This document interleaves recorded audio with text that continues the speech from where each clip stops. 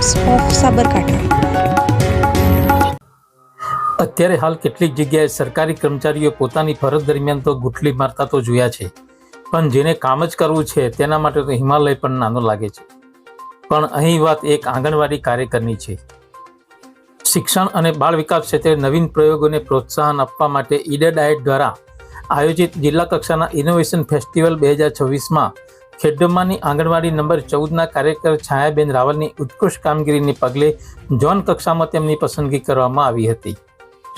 તેમજ તારીખ 11 થી 13 ફેબ્રુઆરી દરમિયાન યોજાયેલી ઉત્તર ઝોન કક્ષાના ઇનોવેશન ફેસ્ટિવલ 2025-26માં પણ છાયાબેને પોતાની પ્રતિભાનો પરિચય આપતા શ્રેષ્ઠ પ્રદર્શન કર્યું હતું।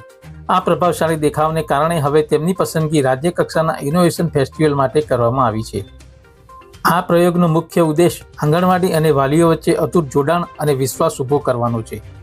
છાયાબેન રાવલના શિક્ષણ પ્રત્યેના લગાવથી તેમની કૃતિ રાજ્ય કક્ષાએ પસંદ થતા જિલ્લા વિકાસ અધિકારી હર્ષદ વોરા, ખેડબ્રહ્મા CDPO અલ્પાબેન પટેલ, સુપરવાઇઝર કિરણબેન મિસ્ત્રી સહિત સમાજના અગ્રણીઓએ છાયાબેનને અભિનંદન આપ્યા હતા।